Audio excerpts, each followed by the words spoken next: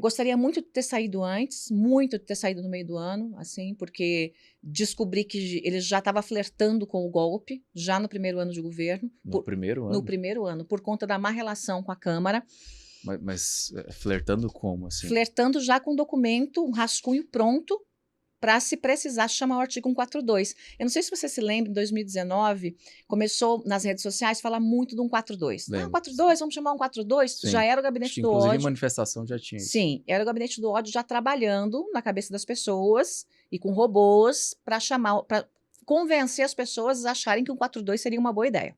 E ele já tinha uma minuta de 142? Tivemos uma reunião no Palácio. Tava eu, Mourão, ele, Onyx e mais umas pessoas lá menos importantes.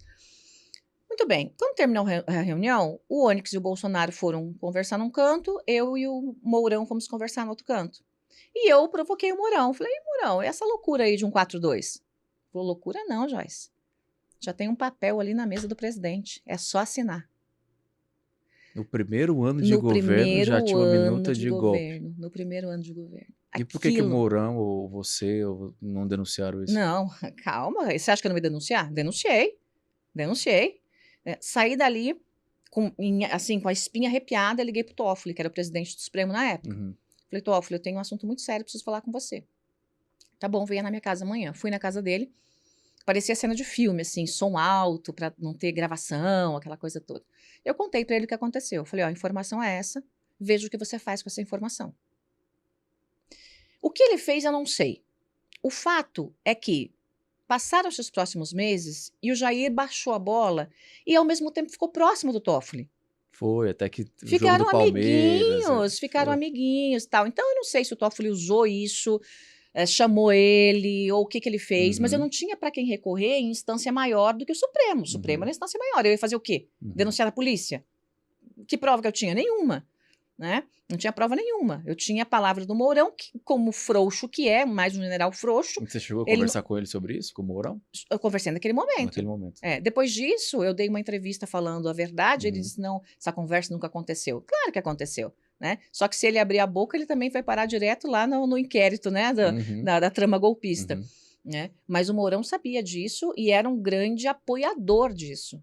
Ele apoiava isso? Apoiava isso. O Mourão apoiava isso. Mas Sempre foi baseado em apoiador. quê? Ele, um militar, e um militar Eles queriam o poder por eles, é isso? queriam o poder. Bolsonaro queria o poder para eles. Para ele, sempre. Assim, uma coisa que fosse praticamente hereditária. Uhum. E queria que o exército entrasse nisso, porque só podia conseguir com o apoio do exército. Uhum. Então, ele pensou em chamar o artigo 142, pedir intervenção militar no Brasil, dando a ordem para as Forças Armadas tomarem, né, o Uhum. poder, mas ele ser o chefe desse poder Uhum. paralelo, né, desse poder, desse grande golpe que aconteceria. Então, e o Mourão sempre foi a favor disso. É inédito, primeira vez que eu ouço isso. Você saiu, você falou mais ou menos 10 meses, né, de governo, mas não só você, vários aliados do Bolsonaro saíram de primeira ordem, teve um racha muito grande no PSL, e todo mundo que a gente ouve, você, teve Frota, vários outros, Julian Lemos, eles falam a mesma coisa, que o Bolsonaro te usa e depois te joga fora, né? Eu queria saber qual que é esse papel de traição, por que o Bolsonaro não chamou um aliado para perto, como que é essa relação com um suposto aliado?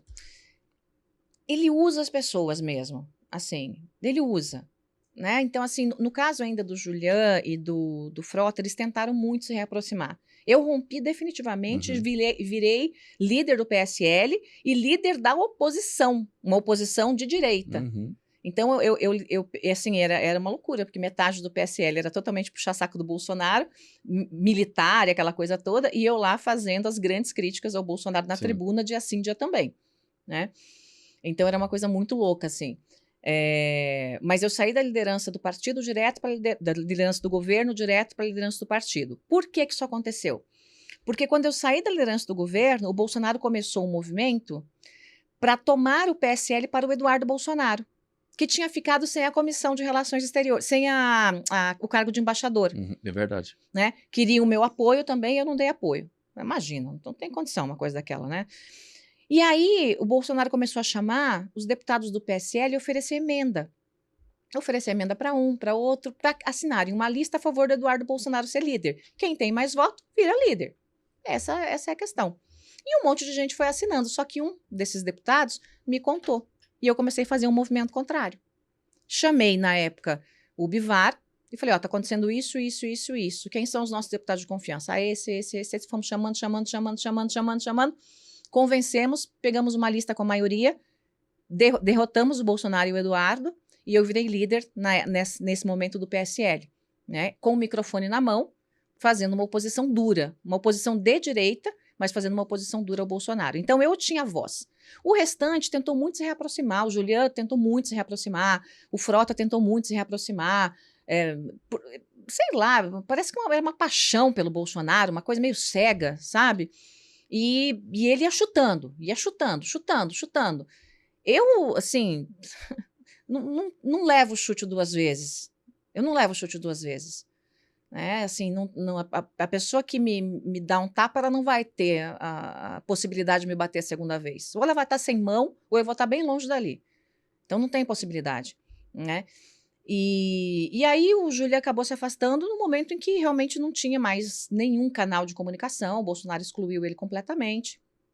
E ele fez isso com muita gente, e muito tem dos filhos nisso, sabe? Por exemplo, o Bebiano. Por que o Bebiano foi chutado? Porque o Carlos invocou que o Bebiano teria alguma coisa a ver com a facada que aconteceu no Bolsonaro, sendo que o Bebiano era a pessoa mais leal ao Bolsonaro. O Bebiano morreria pelo Bolsonaro, tomaria um tiro por causa dele.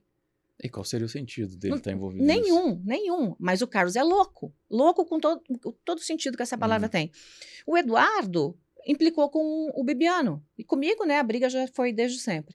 E começou a implicar com o Julian, implicou com o Julian e tal, e não sei o quê. E como o Julian era próximo da Daiane, a Daiane também foi sendo empurrada. E assim ele foi empurrando algumas pessoas para fora. Qualquer um que dissesse não para ele, já era motivo dele chutar essa pessoa. Né? A Bia Kicis sempre foi um capacho dele. Então ele fazia o que queria com a Bia Kicis. Por isso que ela ficou lá. Porque ela tá lá, senhorinha, puxa saco do Bolsonaro. Ele pode fazer... aquele tipo que eu disse para você. Ele pode matar 5 em praça pública, que ela vai continuar dizendo que o Bolsonaro é mito, que é o grande herói da direita brasileira. Nesse momento que você rompe de vez com ele, você chegou a pensar no cálculo político desse rompimento? Porque assim, você saiu de, vamos dizer, a maior estrela da política, acho que abaixo do Bolsonaro, para perder milhões de seguidores, ser odiada, ser xingada. Você chegou a pensar nisso? Não, eu não fiz esse cálculo político, e mesmo que tivesse feito, eu faria de novo a mesma coisa. Porque eu não sou pela metade, eu sou inteira.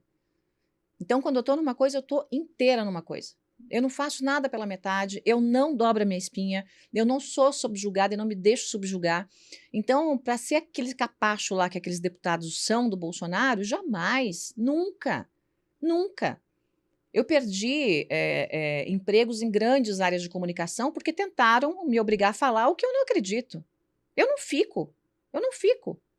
Então, assim, não tem essa possibilidade. Então, eu nunca me calei a nada. Vou me calar por um deputado de quinta que virou presidente da República roubando bandeira dos outros? Não. Quando ele se mostrou para mim quem eu era, para mim, acabou, né?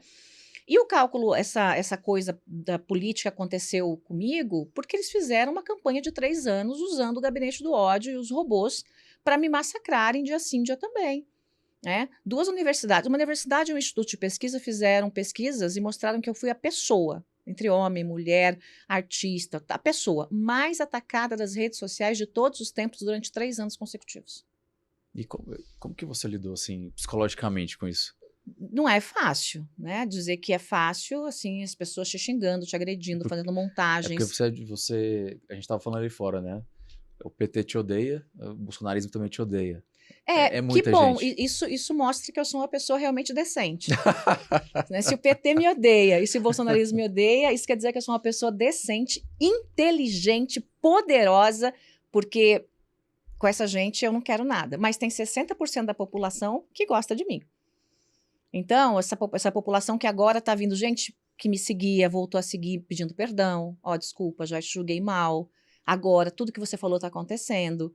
Quando eu disse Bolsonaro vai ser preso, fiz o toque, vai ser preso em setembro. Eu dei toda a cronologia dos fatos. E as pessoas, você é doida, imagina se ele vai ser preso. E eu dizendo lá, lá atrás, lá desde que eu era deputada, vai ser preso, toque, toque, toque e tal. E aconteceu tudo que eu disse que aconteceu. Então, muita gente hoje vem para mim e diz, olha, você tinha razão, me desculpe, eu fui uma das pessoas que te agredi, mas me desculpa. Eu tenho ouvido muito isso. Uhum. Às vezes onde eu vou, onde eu ando, na academia. Esses dias veio na academia. Ah, você é a Joyce Hasselman? Falei, sou. Pois é, eu fui seu eleitor, depois deixei de votar em você. Me arrependi. Falei, tudo bem, fica tranquilo, tá tudo certo. Então, assim, hoje eu lido muito bem com isso, mas foi muito difícil, assim, eu tive repercussões na saúde, eu fiquei Imagino. depressiva, obviamente, engordei, feito uma pipa, tanto que colocaram o meu apelido de porca, pepa, isso e Uhum. aquilo. Então, eu tive repercussões na minha saúde muito fortes, porque eu Uhum. estava sozinha enfrentando o palácio inteiro. Foi. Então, assim, eu não tinha, ninguém queria comprar minha briga, Uhum. todo mundo tinha medo, Como né? você disse, E né? nem o PT iria comprar minha briga, porque eu sou anti-PT. Exatamente. Então, assim, eu estava brigando com as duas maiores escórias da política brasileira, né, o petismo e o bolsonarismo. Então, assim, e esse outro miolo da população, esses 60%, não querem briga. Não estão muito preocupados com isso. Mas que hoje já tá olhando de uma forma Hoje está diferente, olhando né? de uma forma diferente, É. né? Tanto que se você lá atrás você pegava, né, o Bolsonaro, o medo do Bolsonaro, a rejeição do Bolsonaro era muito menor Sim, do com que é certeza. hoje.